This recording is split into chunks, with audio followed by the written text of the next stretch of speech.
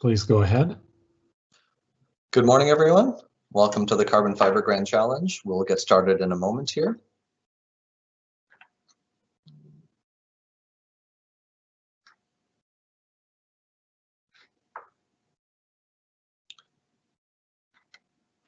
We'll just give it another minute or so, and then we'll begin the webinar.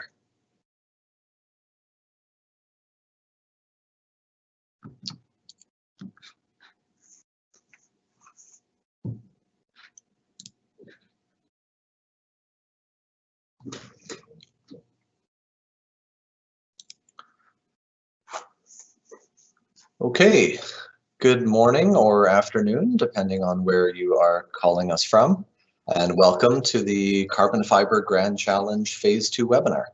My name is Brian Helfenbaum. I am the Executive Director of Advanced Hydrocarbons with Alberta Innovates. I also have a role with the Clean Resources Innovation Network, who are the co-sponsors of this. With me is Dr. Paolo Baumann, who is the Program Manager for our Bitumen Beyond Combustion program and is overseeing the Carbon Fiber Grand Challenge. So if you could please click, Paolo, on our next page, we have a very full agenda. I'm going to just provide some introductory remarks and introductions to the two organizations, and then I'll hand it over to Paolo and he will provide the bulk of the information. And we will be sure to leave plenty of time for Q&A. On that, if you do have questions, please go ahead and click on the Q&A icon. Depending on your version of Teams, it may be in your top right, it may be somewhere else, but we'll use that Q&A tab for questions. You can add them anytime. I'd suggest waiting in case some of your questions do get addressed, but we will answer your questions at the end of the webinar. Next slide, please. So very quickly, in case there are some folks that are new to collaborating with Alberta Innovates, we are Canada's largest provincial research and innovation agency with a wide range of different programs, and we work with all types of organizations. Our business lines, Paolo and I hail from the Clean Resources Division, which is a mix of energy and food and fiber, but we also have business lines in health, entrepreneurial investments and emerging technology, and of course, very important subsidiaries in Fibre Technologies and Innotech Alberta. Next slide, please.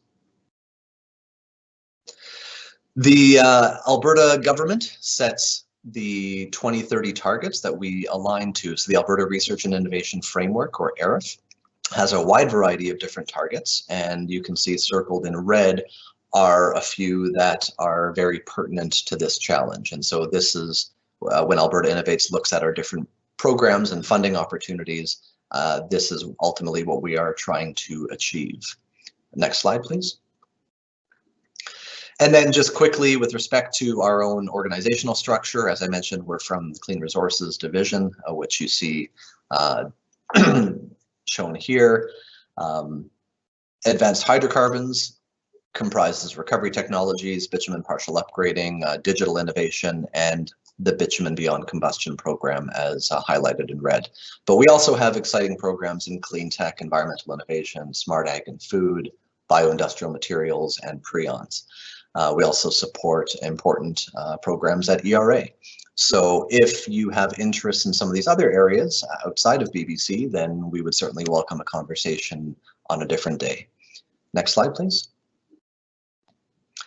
And then just a quick note on diversity, equity, and inclusivity. You know, we recognize that the research and innovation ecosystem is stronger and more sustainable when it is broadly representative of the overall diversity of our community.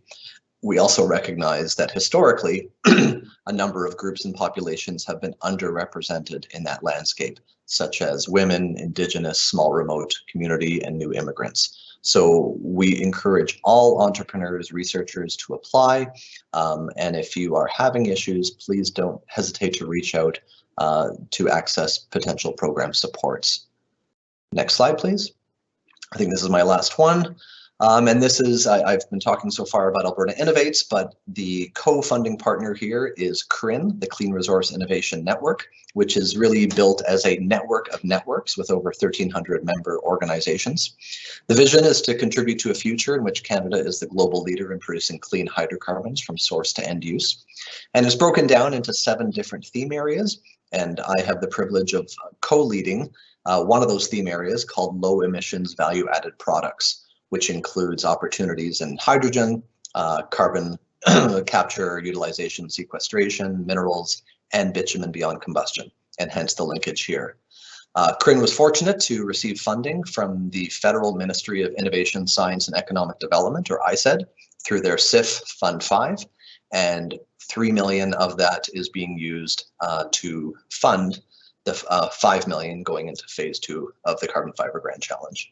And so this is indeed a phase 1 was entirely funded by Alberta Innovates, but phase 2 is a collaboration between AI and CRIN. Next slide, please, and I think it's over to you.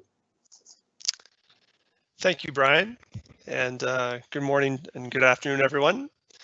So before we dive into the details of the Carbon Fiber Grand Challenge, I'd like to provide some background for those that may not be as familiar with the program, the Bitumen Beyond Combustion program itself and its motivations.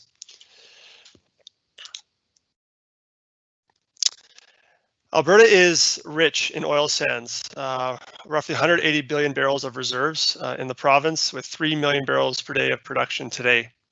About 90% of that production goes to combustion products. Roughly 10% goes to non-combustion products such as lubricants, asphalts, etc.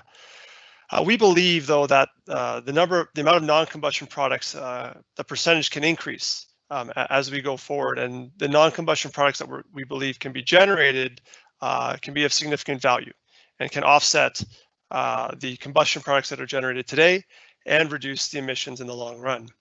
And that really is the basis for our Bitumen Beyond Combustion program.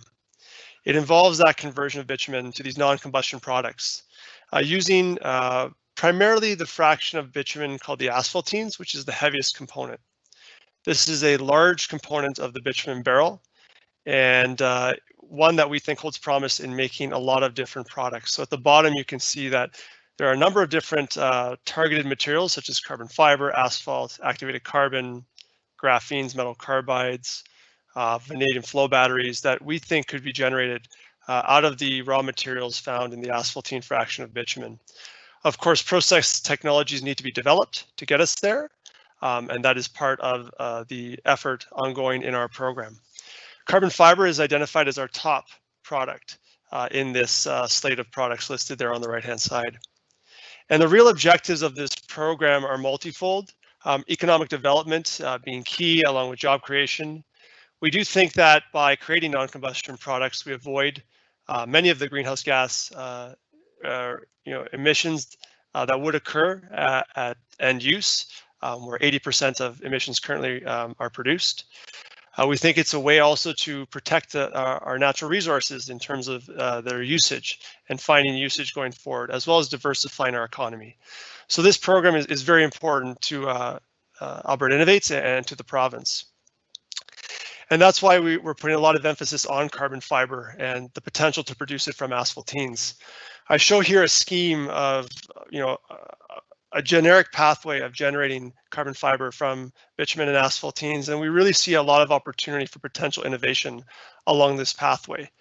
We do believe that there's favorable chemistry in the asphaltenes to generate carbon fiber, as well as asphaltenes being a low-cost supply. And as I mentioned earlier, diverting hydrocarbons away from combustion is a very important pillar of this program and what we believe is possible. Yet there remain many challenges throughout that process. The different thermal treatments such as stabilization and what that looks like. Whether pre-treatment of asphaltenes is necessary, we're starting to trend to believe that will be absolutely important for generating consistent carbon fiber as an output. The impact of sulfur and metals, and how do we handle sulfur and metals in the manufacturing process, or are they removed in the pre-treatment step? We have ambitious plans to produce a lot of carbon fiber from asphaltenes, and so in terms of scale up, current trains today are producing carbon fiber around 2,000 tons per year per train. Does that need to be increased, or are we comfortable with the existing train size? Other challenges include the efficiency of carbon in the process, as well as GHGs emitted, and we're always learning. And so we don't know what we don't know. And so we're always uncovering new things as we walk this journey together with researchers in the program. Before I dive in further into the challenge itself, I want to talk a little bit about asphaltenes for those that may not be familiar with them. So asphaltenes are not a molecule or a chemical you can buy from a store. It has a single defined chemical structure. It's actually defined by solubility.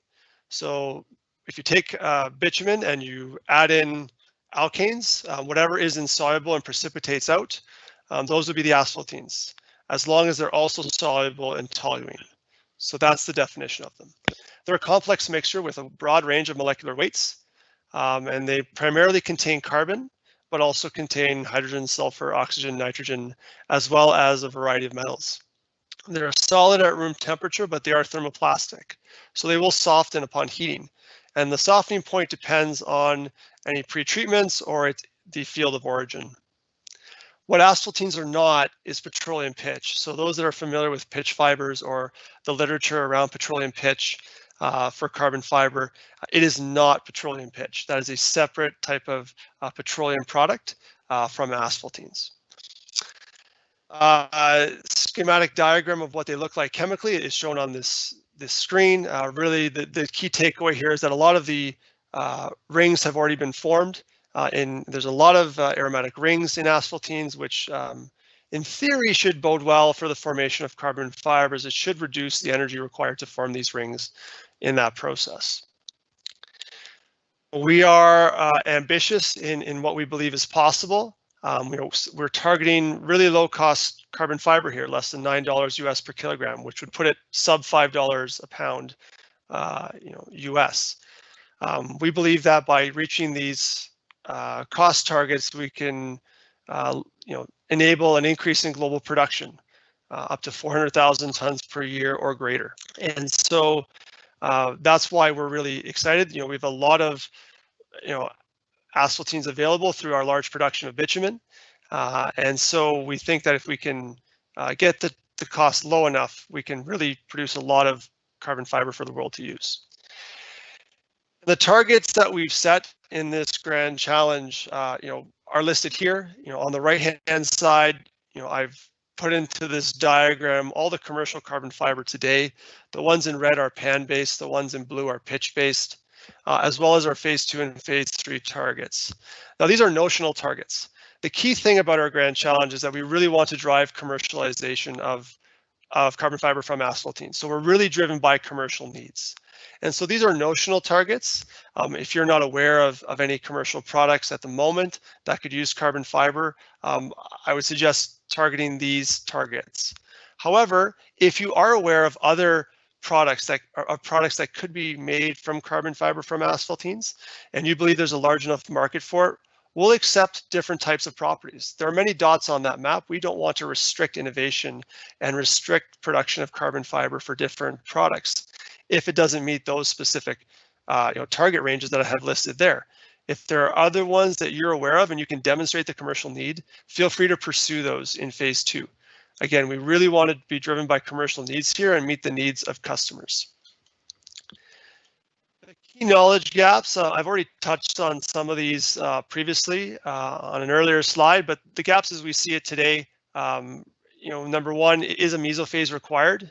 Mesophase is required in the formation of pitch fibers. Is it required for asphaltene-based carbon fibers? There's still an open question on that. How are sulfur metals treated in the process? What are some of the scientific fundamentals as we go through the manufacturing process of carbon fiber and what those look like? For short carbon fiber production, we're interested in pathways to develop short carbon fibers without cutting continuous fiber. So are there novel ways of making short carbon fiber without going through the continuous fiber process? Do we need larger scale production?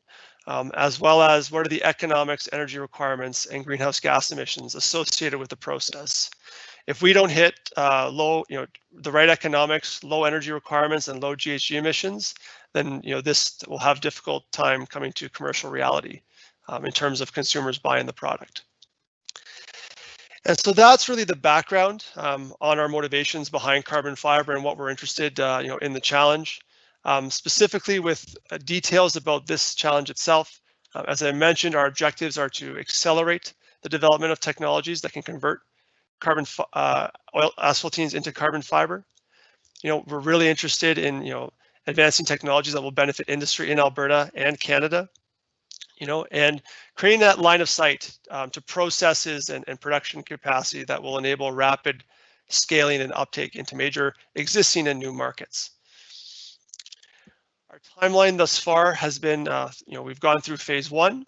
We're now launching phase 2 right now. We're in the application phase until the end of April.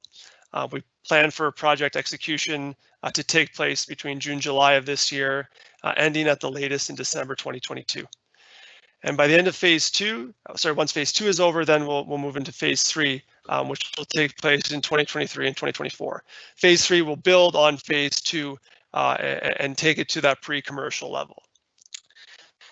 And so phase 2 specifically, the goal really is to consolidate learnings from phase 1 to produce carbon fiber from asphaltenes at a lab scale. Now, some groups were able to accomplish that objective in phase 1, but this is really about putting the pieces together in phase 2 to see the whole picture from initial input of feedstock to carbon fiber production, and working out all the details on the manufacturing process at the lab scale. Now, I should point out at this moment that you do not need to have participated in phase 1 to participate in phase 2. You can join phase 2 without having participated in phase 1, as long as you have that concept from start to finish of how the carbon fibers would be generated. The goal ultimately is to have a line of sight to add that demonstration plant that can be commercially scaled in phase 3. And so in phase 2, we're really looking for applicants to produce carbon fiber that meet those quality specifications, and I hinted at them earlier, but really those that are driven by commercial end use and commercial end use needs. All right, you'll be using bitumen derived from asphaltenes, and we're also asking applicants to consider ways to manage sulfur metal content from the asphaltenes in their manufacturing process, or maybe in the pre-treatment process for the asphaltenes themselves. There's a large list here of targeted outcomes. I think the key thing is that we're really looking for carbon fiber production of greater than 10 grams per day with strength modulus combinations that meet a commercial need. And if you're not sure what those commercial needs are, then as I mentioned, you should target the ones we've given listed there. We're hoping that by the end of phase 2, we'd like to see applicants have those end uses identified and validated. If you are pursuing short fibers as your project in phase 2, again, we're looking for that commercial need to drive your properties in what you're trying to target for those short fibers.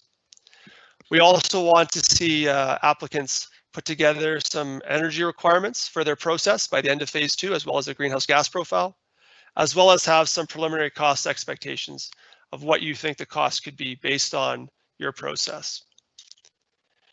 The funding that is made available in phase 2 will range anywhere from $200,001 up to $500,000. A total of $5 million is available. For matching funds, we're asking applicants to provide 50% of the total eligible costs as matching.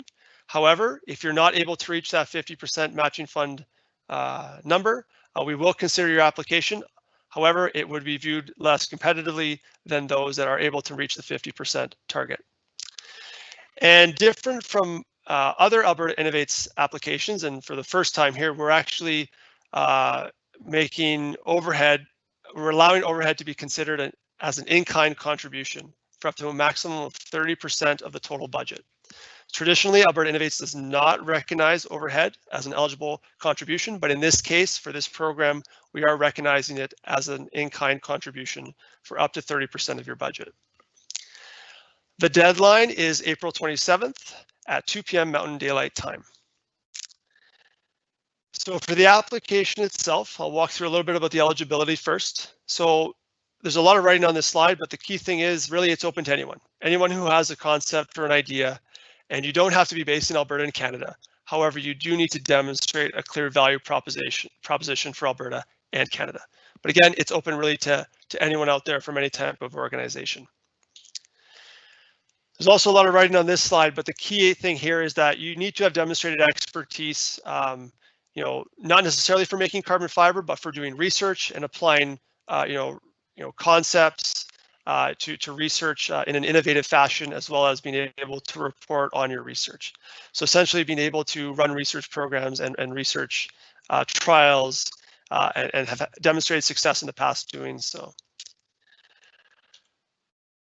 Project partners, if there are any that you partner up with in your application, and we do recommend project partners that will enhance your proposal and your team.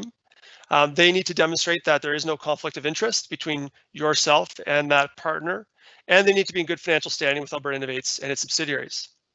Funding agencies are considered eligible partners. So if you do partner with a funding agency in Canada or the United States, we do consider them to be eligible, or funding agencies elsewhere around the world. And now a message from our legal team. We want to make sure that everyone on the call is aware, and especially this applies to international researchers, that carbon fiber may be a controlled material governed by your country's national export control laws. If you are successful and receive an award, you will be required to report details about your process in a confidential manner to Alberta Innovates. Export control regulations and failure to obtain an export clearance do not absolve you from the responsibility of that reporting on technical details to Alberta Innovates.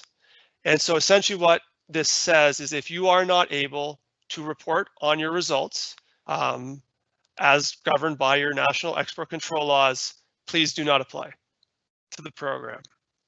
It will save everyone a lot of time. But you need to be aware of this in advance because as we move forward, if we are able to meet the targets of phase 2 for our objectives, we will be bordering on the line of many of those export control rules. And so please keep this in mind as you consider your application. And again, if you are not able to meet those reporting requirements, then please do not submit an application.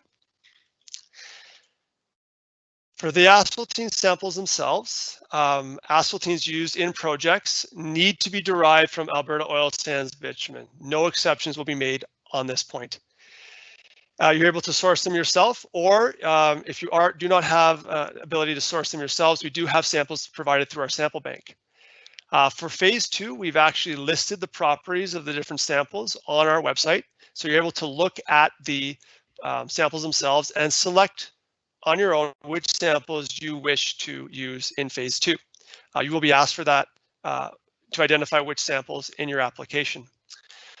I want to make very clear that all samples in the bank offered as part of phase 2 have the potential to form carbon fiber. However, processing of those samples may differ from sample to sample, but all samples that our suppliers have provided to the bank have the potential to form carbon fiber. I want to be very clear about that.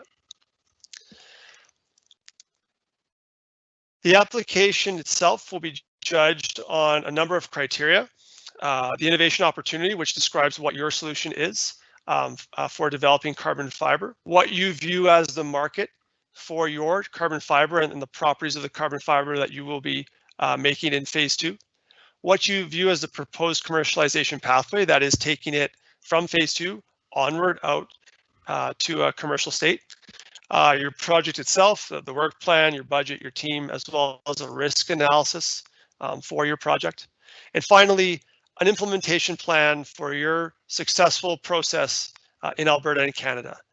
And that is a very important part of this application and will be a serious part of the evaluation of these applications. We certainly want the benefits from the funded research to flow back to Alberta and Canada, especially for those international researchers. And so there needs to be a serious thought given to this question in the application. So the application process itself is rather straightforward. We have an online application portal at albertainnovates.smartsimple.ca. For those of you that participated in phase one, I want to mention that we upgraded our Smart Simple software suite over the past year, so you will need to register again for our new application portal. It is not available through the old application portal that you may still have access to. It is a one-stage application with a deadline of April 27th, 2021 at 2 p.m. Mountain Time. There's 4 steps. The first step is to register. Then you'll select the correct application, fill out the application, and submit. So I'm just going to walk you through what those steps look like. So the first step is to register. There'll be a registration link on the front page, and you'll get to a form that looks like this, similar to many forms that you may have filled out for an online registration. You'll go through that form. Once you're registered and you're able to log into the portal, you'll be looking for the funding opportunities button, which is encircled in, or which is enclosed in that box there in red. So you'll click on that, and that will bring you to all the funding opportunities that are available right now with Alberta Innovates. And you'll note that at the top there, or somewhere on the list, will be the Carbon Fiber Grand Challenge. Please select the Apply Now button on the right-hand side, and that will take you into the application itself. This is the first screen you'll see. Now there's a great warning that pops up in red, so please click on Save Draft. You'll notice that right now it just says New Grant at the top. There's no application ID or program name. You need to click Save Draft to enable those and enable the application. And once you do that, you'll be assigned an application ID as well as the correct program name and cycle name will pop up. Across there in that long, wide red box are the different tabs that you'll read through or fill out. And I encourage you to save draft as you go along frequently. There's a save draft button at the bottom of the screen. It's always there as you're working through your application. So I encourage you to save your draft frequently. Once you're done answering all the questions, you'll hit the submit application button, and the submit application will then send the application into the team for review. Our timeline for phase 2. Right now we're having our webinar this morning on March 23rd. Applications close on the 27th, and reviews will follow there promptly. By the end of May 2021, we'll be notifying successful applicants with contracting in June. And by that schedule, we then expect phase 2 projects to begin late June, early July of this year. And the latest date that for funded projects to be complete is December 31st of next year. Advice now for preparing a successful submission. I encourage everyone to read the program guide that contains all the information needed for the program itself. In your application responses, please use clear and concise language. Please ensure to define what problem and challenge you'll be addressing in phase 2 and what your innovation is really targeting in the manufacturing process. Also, please make sure to define who your end users are for the carbon fiber you're trying to develop. Make sure to address each question in the template and read any question guidance carefully. So for some questions, there's a box below the question that offers some additional guidance of what you should include in your response. I've highlighted in bold here, as I mentioned before, please give serious thought and a detailed answer to your question, to the question of how your solution will produce carbon fiber will be implemented in Alberta and Canada. Again, I want to stress that's a very important part of this application. And finally, I encourage you all not to wait until the last day to submit in case there are any issues with the system on that day. Submitting early gives you the peace of mind that the application has been submitted and you're not rushing towards the deadline. And so finally, before we jump into our Q&A, just some frequently asked questions. Can projects or funding occur outside of the province of Alberta or the country of Canada? The answer to that is yes. This is an international competition. It's open to all applicants. Some examples of project partners for funding could be examples of project partners for your project could be funding agencies. They could be end users. They could be advisors from end user agencies or end user partners that can advise your project. Essentially, a project partner is anyone that can enhance your team and enhance your success in the project. We're really flexible on what the definition of project partners is. Costs that are eligible for funding are those that are in our contract, and the contract will be made available on our website, the Alberta Innovates contract, later this week. The CRIN contract will be made available in early April. That will include all the costs that are eligible for funding. For those of you who have contracted with Alberta Innovates in the recent year or two, the contract is essentially the same. The big difference now is that we're recognizing overhead as an in-kind contribution. There are no stacking limitations, stacking being the amount of funding you can receive from multiple government agencies. There are no limitations for this program. And successful applicants would sign an agreement with either Alberta Innovates or CRIN. It's unlikely you would sign with both. The key difference here is that international applicants that are successful would exclusively sign an agreement with Alberta Innovates. They're not eligible to sign an agreement with CRIN. Canadian applicants and successful Canadian applicants would sign an agreement with either Alberta Innovates or CRIN. So make sure you have a look at both of those agreements if you're a Canadian applicant.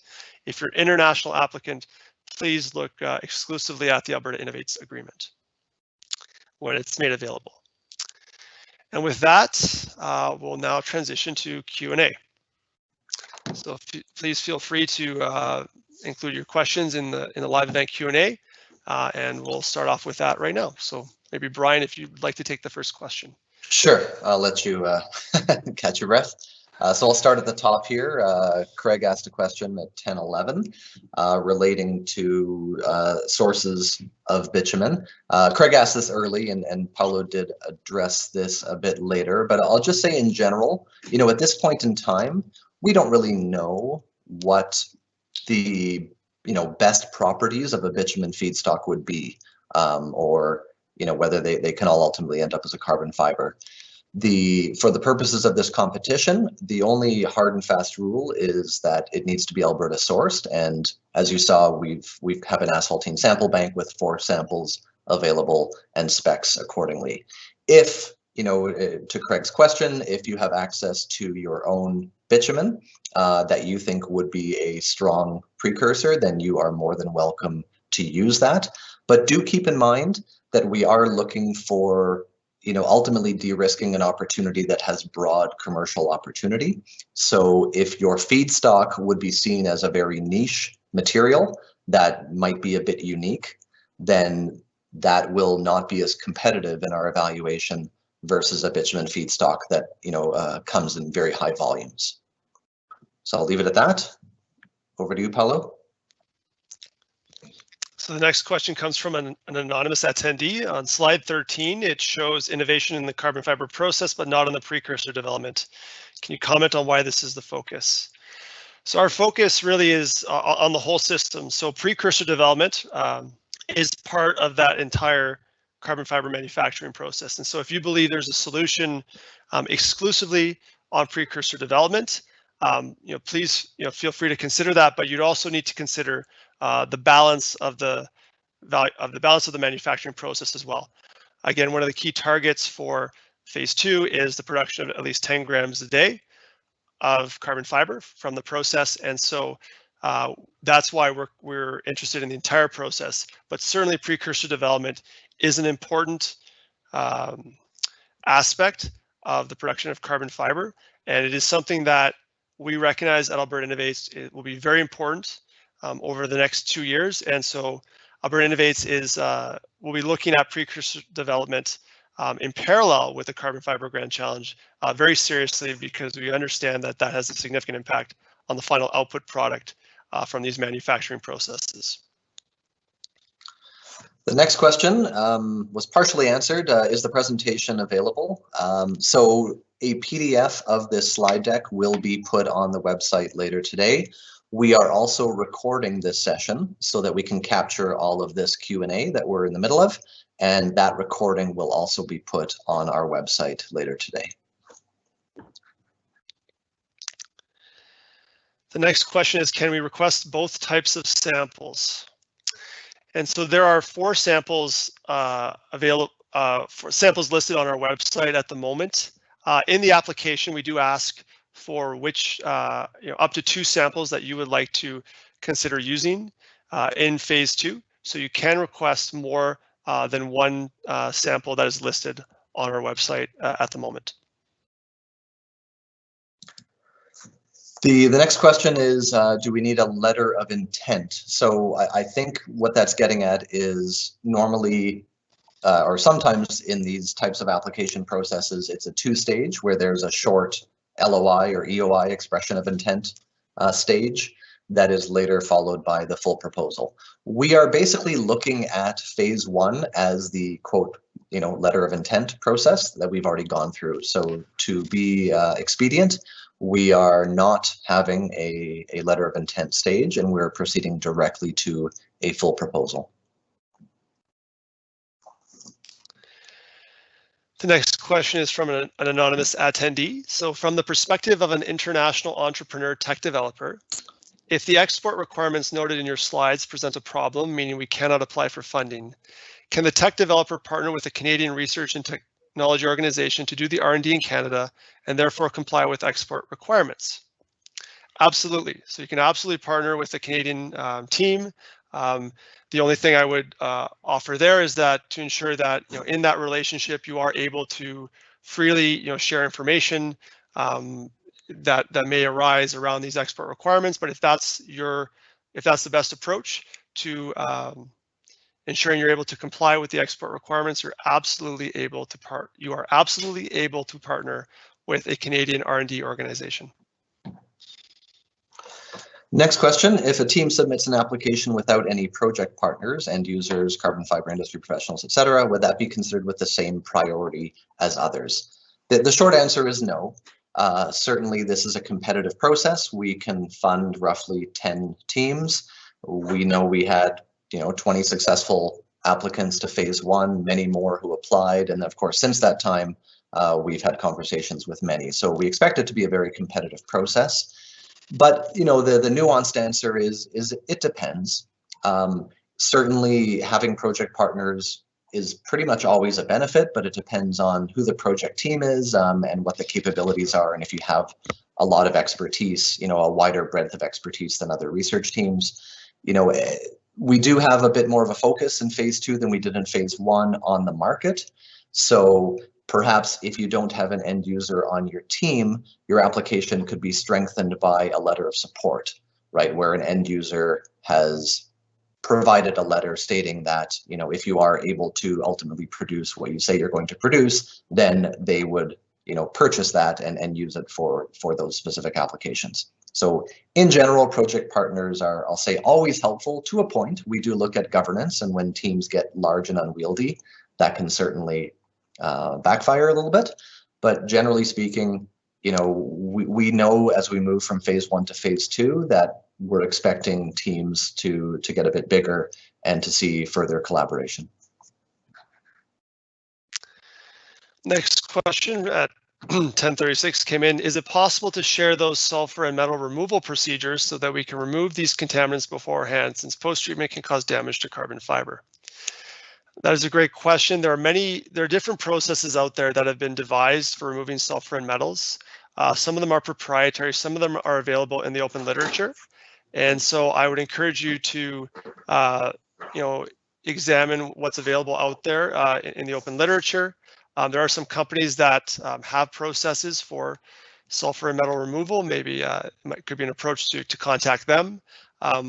At this point, we are not able to share any proprietary details around sulfur and metal removal, and the rest that we are aware of is available in the open literature. So I encourage you to explore the open literature for different possibilities, and also consider potentially, are there new ways of removing sulfur and metal that haven't been examined thus far, and that could provide a more facile way of removing those contaminants.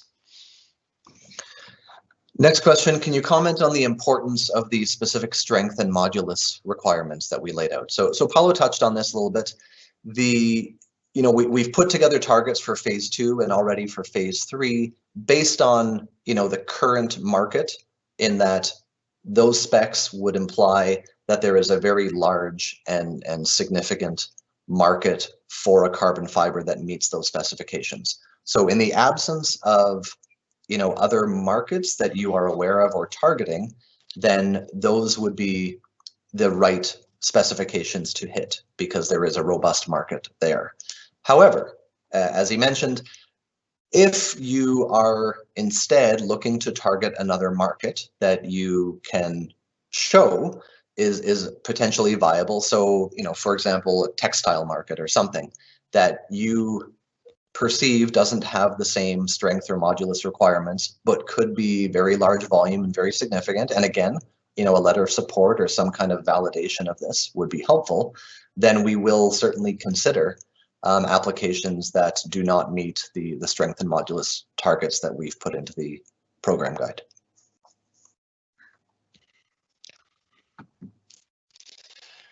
The next question is, can you please explain a little more about short fiber without cutting? And are you still insisting on mesophase? So I'll answer the second one first. We're not insisting on mesophase, but we believe it is still an open question. In cases, is mesophase absolutely required to make carbon fiber of the quality and the properties that are desired? And it may not be. It may be.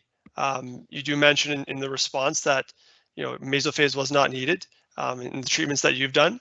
And so if that's the case, then mesophase isn't required. But in other cases, it might be required to achieve the metrics that a researcher is targeting for their carbon fiber. The question about short fiber without cutting, many short fibers today are a lot of them are made by cutting continuous fiber that's been spun. And the question that we're throwing out there, is there a way to make short fiber without making continuous fiber first? Can you make short fiber directly in the manufacturing process without having to make a continuous fiber first? It would require some innovative design and technology likely to do so, but that is an open question. You're not required to pursue carbon fiber or short fiber in your application, but if you are pursuing short fiber, that is an open question that we'd like you to consider. Next question relates to the overhead and the question of whether the WAVE 30% overhead could be considered as in-kind. And so we figured this would get people's attention. Alberta Innovates has historically had a very hard line on overhead being non-fundable and not a contribution as in-kind. But given we also typically don't fund at a greater than 50%. But given who the applicants are likely to be primarily post-secondary institutions and government research labs, we have, I'll say, bent the rules internally a bit to provide some additional opportunity through overhead. So you may consider up to 30% overhead as in-kind contribution. We did cap it at 30% because we are aware that some post-secondaries can be up to 40, 50, or even 60% overhead, and so we wanted to ensure there was at least a level playing field. So this is quite unique to this program, and you won't find this in any other Alberta Innovates program, but you may indeed consider the overhead as an in-kind contribution up to 30% of the project. The next question is, can one group submit one application on their own, but also be involved as a junior team on another application due to their particular expertise? If so, will this bring any disadvantages to the team as their name will appear in two applications? So the answer is yes, you can submit one application as a lead and one be a junior partner on another. It will not bring any disadvantage to the team in any way because your name appears on both applications. Both applications will be evaluated on their merit separately. The next, and it looks like the last, oh no, not what is the last, okay. Will phase one participants be given preference? Could you provide some details on what was achieved through phase one? So to address the second question first, we're not able to provide details on what was achieved through phase one. Suffice it to say that, multiple teams were able to spin fiber from asphaltenes. So we were generally very pleased with the results. But of course, there are many patents and journal applications underway right now, and we are not able to divulge any details of the funded projects at this time. Certainly, if you're interacting with a phase 1 participant, then they may choose to share those details with you. Will those phase 1 participants be given preference?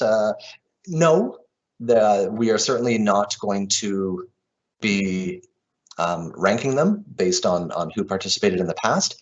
But certainly there could be an advantage in the sense that we have now worked with the phase 1 teams and we know their capabilities. And so there is a little bit of advantage in terms of that experience, potentially, unless the result was, of course, quite negative. But, generally speaking, it is not a distinct preference.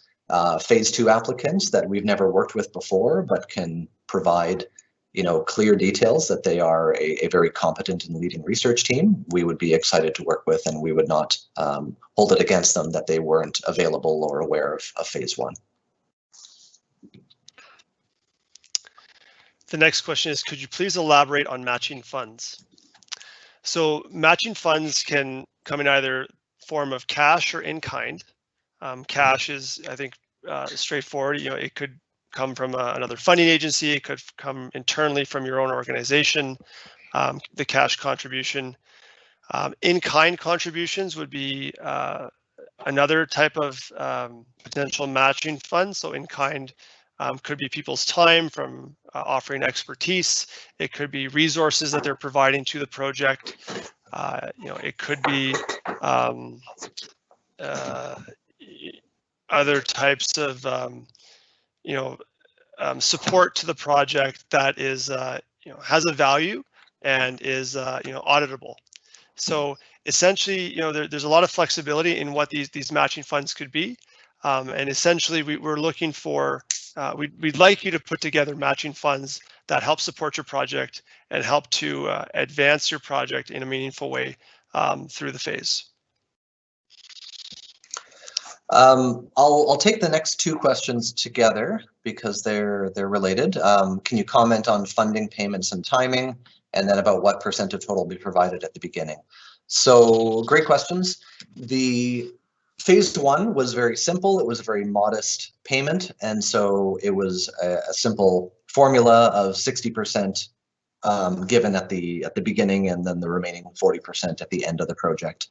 For phase 2, we're now funding up to $500,000, and for that we will move towards our more standard approach of milestone payments. So there will be a payment at the beginning of the project, and I would say, I'll say up front, the payment profile is dependent on the project. And once we have selected the roughly 10 projects that will be funded, a project advisor will be assigned, and then you would work together to figure out what kind of a payment profile is appropriate for the project. We will look for those, go, no-go decision points during the project due to the nature of the exploratory research. And then milestone payments would follow.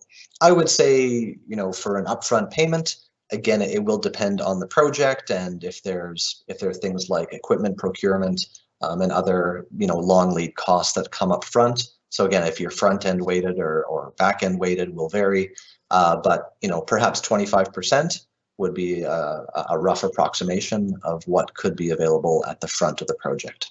But again, it really is up to the research team to work with our project advisors to lay out a schedule that makes sense. And then we pay proportionately through the project.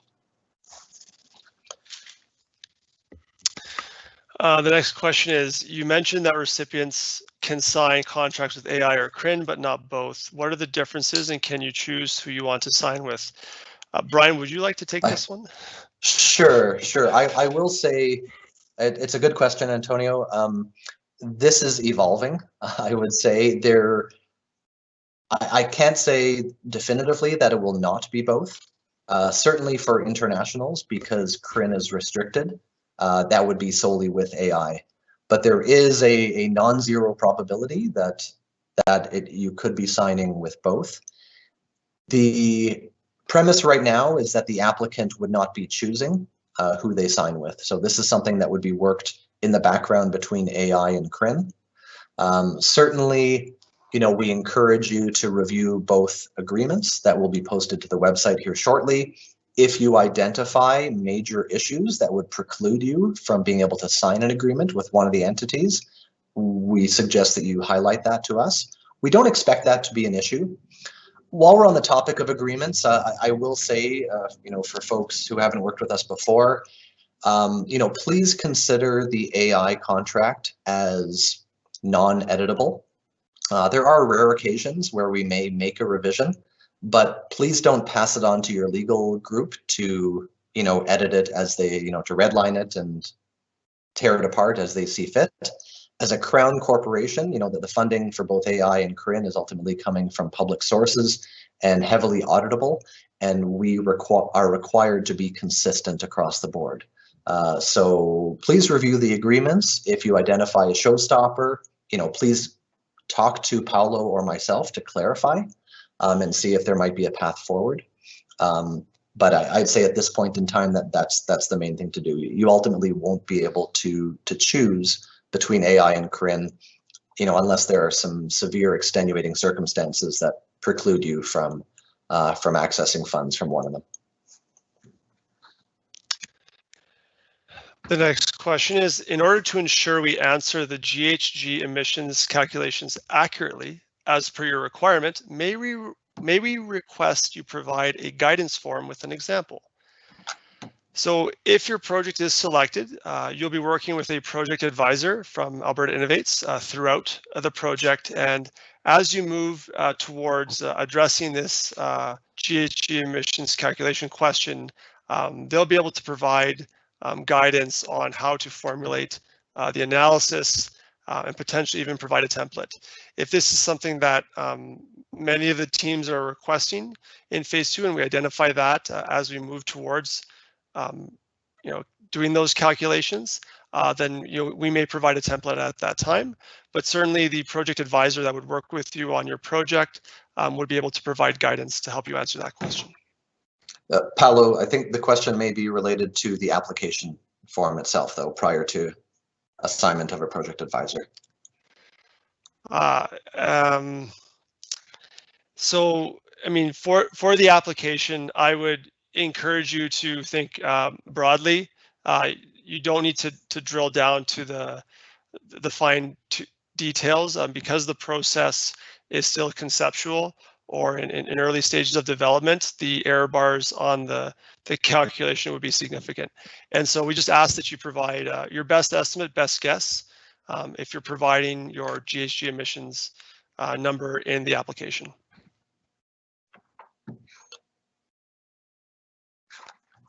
Okay, so that is the last question. We have about 7 minutes left in the hour, but there's no need to fill it, but I'll just speak for a moment to provide an opportunity if anybody does have any additional questions. The the website is live right now. The program guide is downloadable, and this deck and the recording will be there shortly. If you do have questions, and I'm sure many will, certainly Paolo's contact information is available there. He's the program manager. We also have other experts in-house that are involved in this program, and so we can hopefully provide you with the answers you have. And whether that's a technical or an application or a legal question, please funnel them our way. And I don't see any other questions coming in. I'm sure people do have questions that are very unique to their situation and probably not for posting on a webinar. So again, please reach out later today or whenever. Remember, the deadline is coming up. The best advice Paolo gave is don't wait until the last day. It's amazing how many people do, and then they have some kind of a systems issue and plead for more time. And unfortunately, we cannot forgive. We do have a hard and fast deadline to receive the applications. Paolo, any final comments before we sign off? I do not. Again, but I will echo Brian's point that if there are any questions that you do have, please feel free to send it our way, and we'd be happy to respond to them as best we can. And to my last point, please don't send the questions the day of the application deadline. Please make sure you take your time to review the application ahead of time and give us some time to be able to respond to you. All right, well, we're finishing 5 minutes early, which is great. I really wish everyone the best of luck. This is a really exciting opportunity for us on the call, for Alberta, for Canada, and exciting days ahead. Take care, everyone, and have a great rest of your day.